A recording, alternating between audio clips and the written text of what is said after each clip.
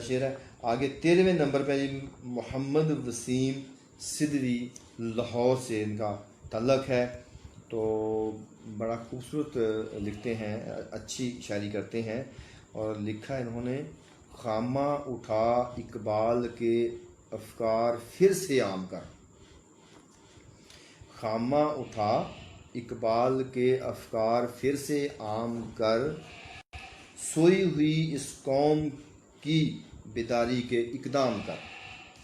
تو دیکھیں جی علامہ اقبال صاحب کا جو پوائنٹ آف ویو تھا کہ انہوں نے اپنی سوئی ہوئی قوم کو جگایا تھا. قوم سوئی ہوئی تھی, انہوں نے اپنی شاعری کے ذریعے قوم کو جگایا. اور محمد وسیم صدری صاحب بھی یہی کہہ رہے ہیں کہ خامہ اٹھائی پھر سے قلم اٹھا, اور دوبارہ سے اقبال کے جو تصورات ہیں, جس طرح انہوں نے قوم کو جگایا تھا, ان قوم کو بیدار کیا تھا, دوبارہ سے ان کے افکار کو یعنی کہ عام کرو, اور یعنی کہ سوئی ہوئی قوم کو بیدار کرو. دوبارہ سے وہ چاہتے ہیں کہ میں اقبال کی تعلیمات کو پڑھوں اور قلم اٹھاؤں اور ان کے افکار کو عام کر دوں. تو ماشاءاللہ بہت ہی پیارا درس دیا آپ نے, علامہ اقبال کی تعلیمات کو بھی فوکس کیا آپ نے. آگے 14ویں نمبر پہ ہیں کاشف حیات سرحدی. تو لکھتے ہیں مکتا سے, یہ میں نے شعر دیا ان کا مکتا ہے, کاشف دیار مصطفیٰ کے روبرو ایک التجا.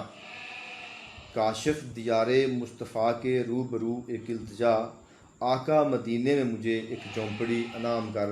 فرما رہے ہیں کہ ان کی خواہش ہے, حسرت ہے, ایک التجا ہے, اور نبی پاک سے التجا فرما رہے ہیں کہ کر رہے ہیں کہ اے آقا ہمیں مدینے میں اپنے قریب ایک جھونپڑی عطا کر دیں.